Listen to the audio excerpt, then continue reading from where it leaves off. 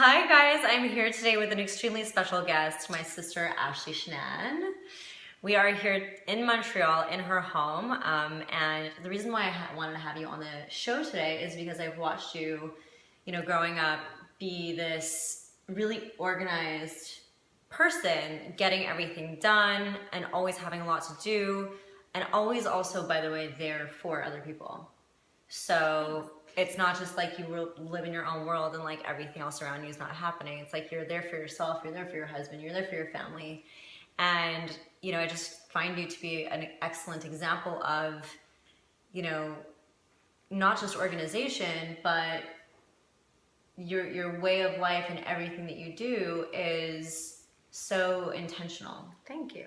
You're welcome. So I wanted to ask you, number one, like, how do you get it all done in a day? Because you're an interior designer.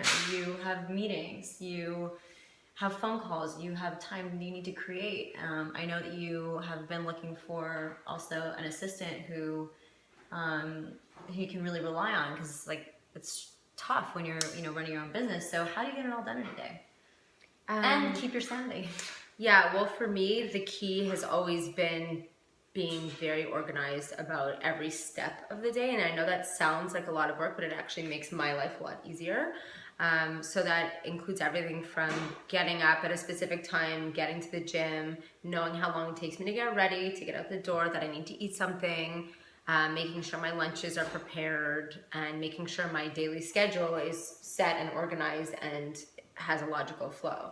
That's really how I make sure I get everything done. Okay, Very important to me. A lot. So you basically know what each day is going to look like before it happens. Yeah, for the most part. It's very rare that I don't know what the day is going to look like. Okay. Is that like, in every evening you set up the next day, or when does that get? I know that obviously meetings happen. Yeah, I mean, at first it was maybe the day before type thing. Now I'm pretty busy, and so I set my schedules a week ahead of time. Like I book appointments with people. I strategically try to book appointments with people in different areas that make sense near each other. And so it gives me a chance to be as efficient as possible from that standpoint. But even, at a time where I'm a little less busy, the night before, just going through what needs to get done and kind of, even if it's things that I need to do at home, making a list and saying, okay, at 10 o'clock I'm going to do this, at 11 o'clock I'm going to do that, and making sure that I set a certain amount of time aside for each thing, and so nothing gets overlooked. And what if something goes overtime? I mean, it happens, but at a certain point, you get to know your business and you get to know how long certain things take. Obviously, things can go over time, and that's something you have to deal with in the moment. And occasionally, there is time to let it flow into the next segment of your schedule, and then you can bump something down if that works. If not, you have to be strict enough to cut it off there and reallocate time for the rest of it. Yeah. Okay. And I know that you work out, you make dinner, you set time aside to cook. Yeah.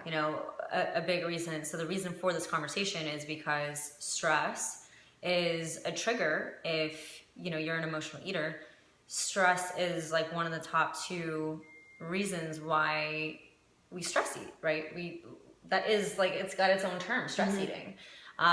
Emotional eating comes from not being organized. It can come from taking the easy way out and sitting on the couch instead of doing what you want to get done that day. Right. It can come from not going to the gym, because then you feel like not so good about yourself, and then you're like, well, I didn't go to the gym anyway, so I may as well eat whatever I want, and then I'll start again tomorrow. Right. How does that work for you? Like, how do you operate in that way? I mean, I've definitely done the route of, I'm not going to do it now, I'll do it later, I'll sit on the couch, I'll eat these chips as if I'm having a bad day. I've done that, and the outcome is always me not feeling so great. Both emotionally and physically, because when you sit on the couch for too long, it just doesn't feel good, I love relaxing, I do love sitting on the couch, but I like doing it in a time where I know that everything else that needs to get done is done. It makes the relaxation part real for me. Because for me, when I know things need to happen, I can't relax on the couch. It doesn't work well for me. I love that. I find that stressful, because I'm lying there on the couch and I'm like, this needs to get done, this needs to get done, this needs to get done, and that's not relaxing.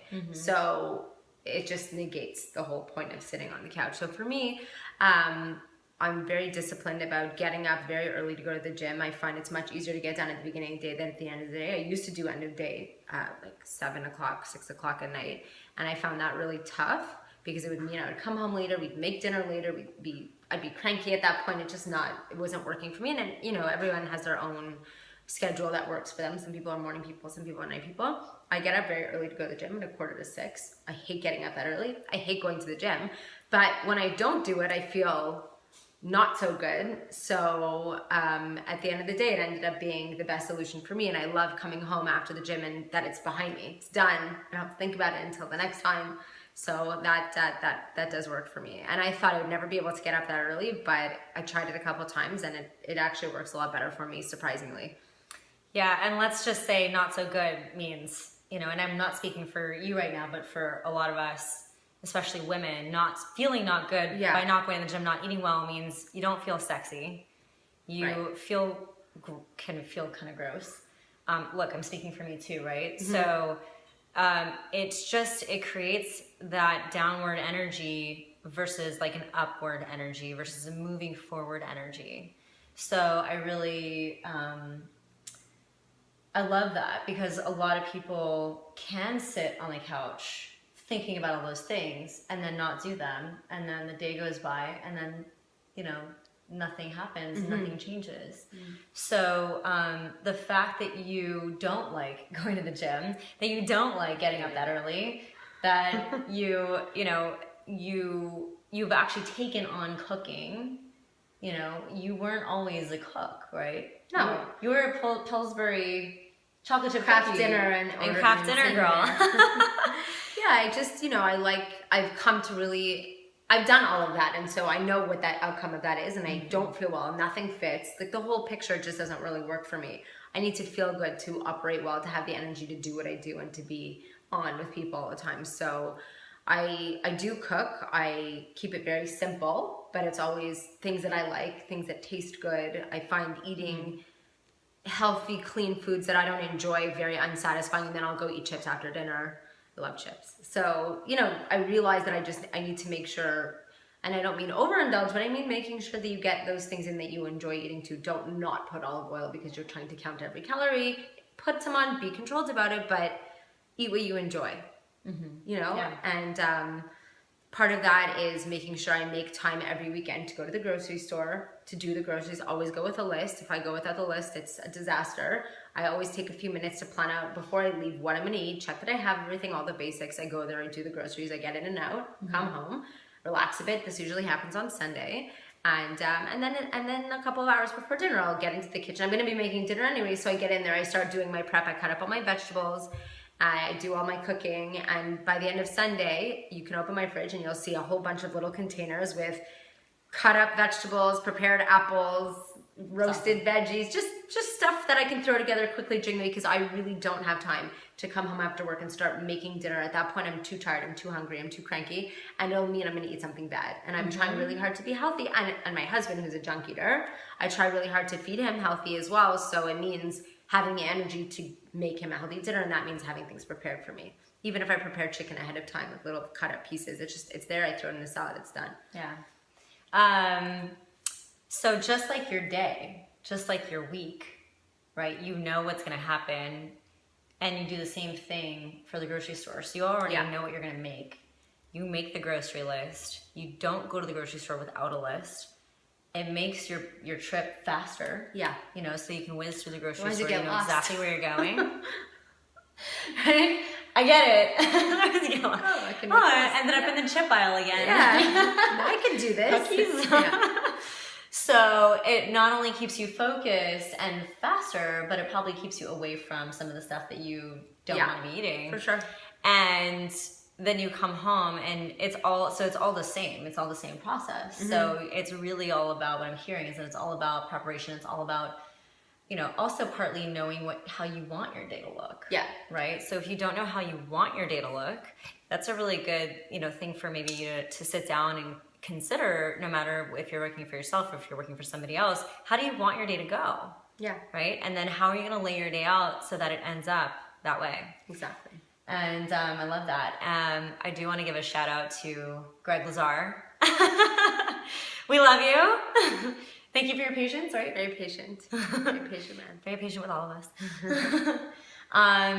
Anything else you want to add about this process of being organized and kind of having not just your home and your drawers organized and your life together in that way, but your life really organized? Anything else you want to add about that? I mean, just don't take it to a point of making yourself crazy. You have to always remember why you're being like this and why you do it, and that's because you're trying to, like Jess said, accomplish a certain amount of things in a limited amount of time, and you have to prioritize what's important to you. And there is always tomorrow for certain things. Like I definitely can't make myself crazy and try to get it all done in one day with this is on my list. It doesn't all have to get done in one day. It's just the things that are important need to get done. And I know for me, I need to eat well during the week. I don't have time to stop. And if I do have time to stop, the chances of it being a healthy stop are very slim. And so I want to make sure that that's not even a thought. Mm-hmm. So I take a lunchbox with me every morning. I pack all my stuff in it. And as the day goes, I eat. I just eat what I need to eat. And I make everything simple, cut up. I don't have to start futzing with salad dressing. Like it's all organized in that way. And I'm grateful to myself for that because I don't have to worry about it anymore. And then through the day to dinner and then over to the weekend, I know how I want my weekend to look. I want to relax on the weekend. I want to sit on the couch. I want to sit outside. I want to see my friends. I want to do all these things.